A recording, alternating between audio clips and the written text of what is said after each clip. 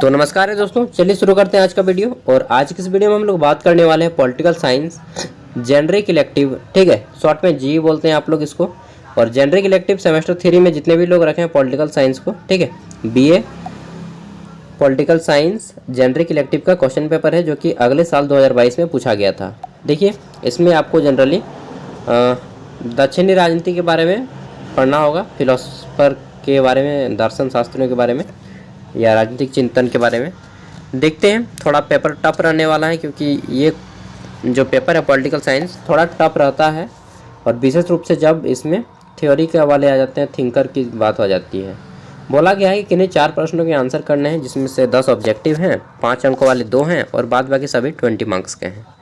देखिए, सबसे पहले हम लोग ऑब्जेक्टिव क्वेश्चन को सॉल्व करेंगे।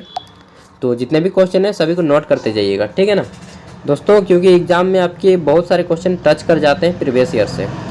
पहला क्वेश्चन है कि राजनीतिक विज्ञान का जनक किसे माना जाता है। इंग्लिश में है कि who is known as the father of political science.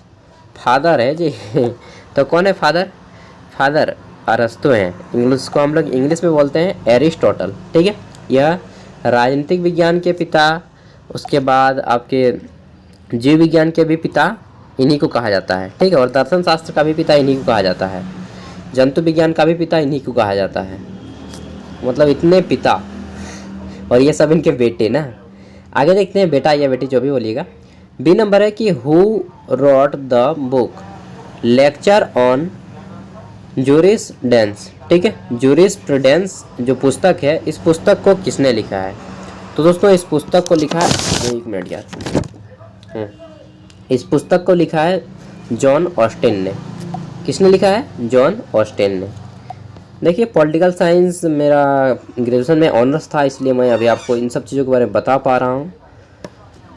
आगे देखते हैं।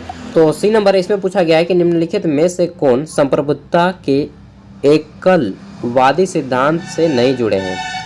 Who among the following is not यार इतना जोर से बस का आवाज आता है ना, associated with monistic theory of sovereignty,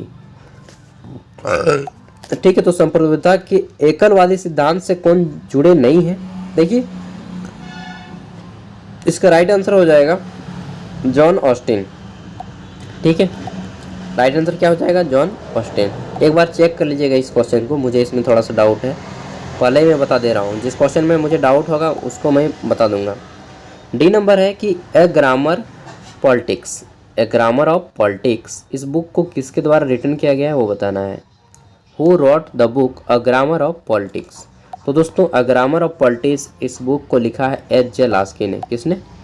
एच.जे. Laski ने। आगे देखते हैं क्वेश्चन नंबर ई। इसमें पूछा गया है कि किसने कहा है स्वतंत्रता बंधनों का क्या है? अभाव है। यानी कि जब किसी व्यक्ति को स्वतंत्रता मिल जाती है तो वह सभी बंधनों से मुक्त हो जाता है, ठीक है। इसी को स्वतंत्रता कहा जाता है। तो यह एक बुक लिखा गया है इंग्लिश में, liberty is absent of all restraints. तो इसको किसने लिखा है? इस बुक को लिखा है इनमें से कोई नहीं, क्योंकि इसका राइट आंसर हो जाएगा एच.जे. लास्की। यहाँ पे ऑप्शन में नहीं है एच.जे. लास्की, ठीक है। तो इनमें से कोई नहीं हो जाएगा राइट आंसर, इनमें से कोई नहीं, नॉन ऑफ दिस। आगे देखते हैं अब नंबर क्वेश्चन। तो इसमें पूछा गया है कि लॉक के प्राकृतिक अवस्था में लोग थे। तो लॉक ने बोला था कि मनुष्य जो प्राकृतिक रूप से होता है वह विनम्र होता है और शालीन होता है, यानी कि हम्बलनेस और नोबल पर्सन होता है, ठीक है। सर जॉन लॉक बहुत बड़े विद्वान हैं पॉलिटिकल साइंस के चिंतन के क्षेत्र में। जी नंबर पूछा गया है कि सुंदरता, समानता और भातृत्व यानी कि बंधुत्व का सिद्धांत किसने घोषित किया था। इंग्लिश में है कि the principle of liberty, equality and fraternity were proclaimed by. तो यह किस मोमेंट में हुआ था या किस रिवॉल्यूशन में हुआ था? दोस्तों, यह हुआ था फ्रेंच रिवॉल्यूशन में, ठीक है। फ्रांस की क्रांति के समय स्वतंत्रता, बंधुत्व और भाईचारा का जो है नारा दिया गया था, ठीक है। एच नंबर क्वेश्चन देखिए। तो इसमें पूछा गया है कि प्राकृतिक अधिकार के सिद्धांत से जुड़े हैं, कौन जुड़े हैं? प्राकृतिक अधिकार के सिद्धांत से जुड़े हुए इंसान इनमें से कौन है?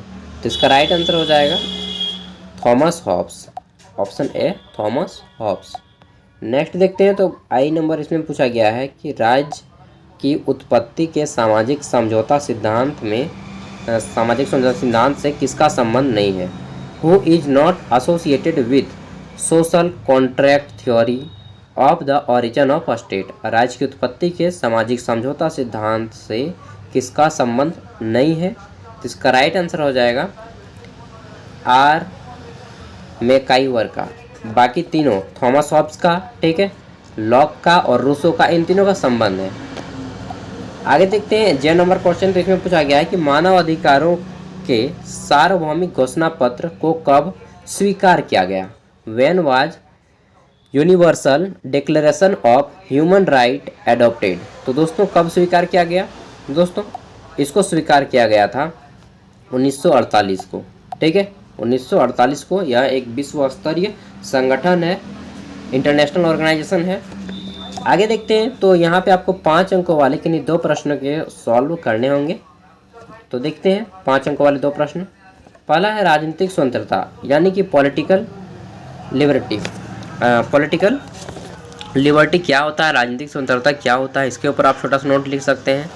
4 में से किन्हीं 2 टॉपिक पे ही आपको लिखना है। बी नंबर है सामाजिक न्याय, सोशल जस्टिस, इसके ऊपर लिख सकते हैं। और 5 अंकों वाले प्रश्न का आंसर आपको लगभग 100 से 150 शब्दों के बीच में करना है, बिटवीन 100 to 150 वर्ड्स। 3 नंबर है शक्ति एवं सत्ता में अंतर क्या है, यानी कि distinction between power and authority, ठीक है। आगे देखते हैं 4 नंबर क्वेश्चन। तो इसमें पूछा गया है कि परंपरागत राजनीतिक सिद्धांत एवं आधुनिक राजनीतिक सिद्धांत में अंतर क्या है, ठीक है। इंग्लिश में है कि distinction between traditional political theory and modern political theory. तो देखिए जो भी आपको अच्छा लगे 4 में से किन्हीं 2 पे लिखना है। आप बोलिएगा मुझे कोई अच्छा नहीं लगता है, तो क्या कीजिएगा, जो अभी अच्छा नहीं लगे फिर भी आपको बनाना ही पड़ेगा, क्योंकि पॉलिटिकल साइंस रखे हैं यार, पॉलिटिकल साइंस टफ होता है, पहले ही आपको जान लेना चाहिए था। आगे देखते हैं। तो आप सभी 20 मार्क्स वाले क्वेश्चन हैं और इसका आंसर आपको करना होगा लगभग 400 शब्दों में, ठीक है।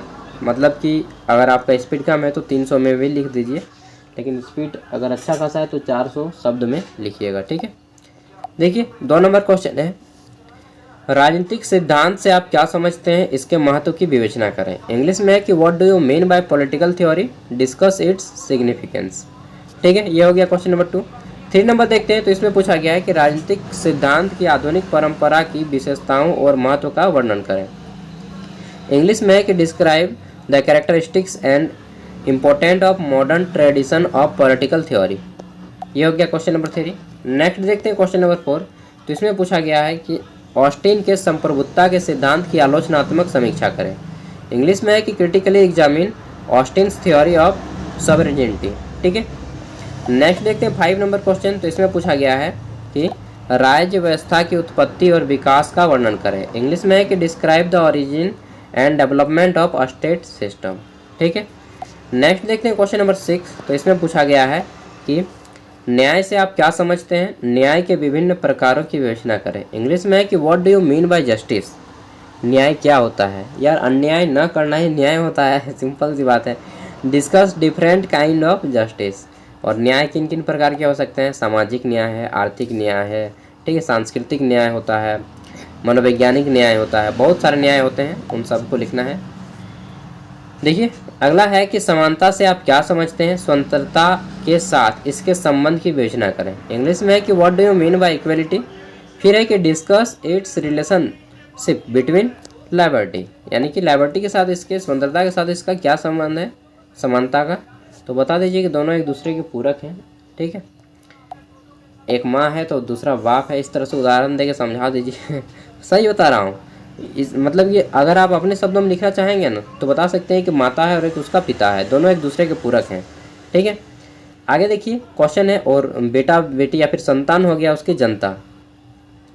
क्वेश्चन है कि what do you mean by right, discuss various kind of right, यानी कि अधिकार से आप क्या समझते हैं, अधिकार के विभिन्न प्रकारों का उल्लेख करें। ये हो गया 20 मार्क्स।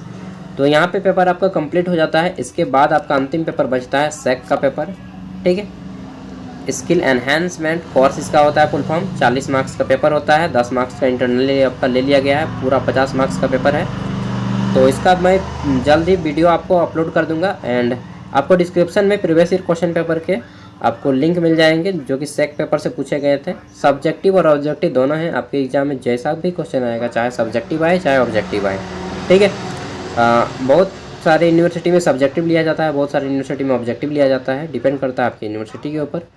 तो जो भी है मैं चाहूँगा कि आप दोनों तैयारी करके जाएँ, ठीक है। थैंक यू, बाय, फिर मिलते हैं अगली वीडियो में। धन्यवाद। एंड कुछ भी डाउट हो तो कमेंट करके पूछ लीजिएगा। इससे मुझे नींद आ रहा है, मैं सोने जा रहा हूँ यार। Thank you.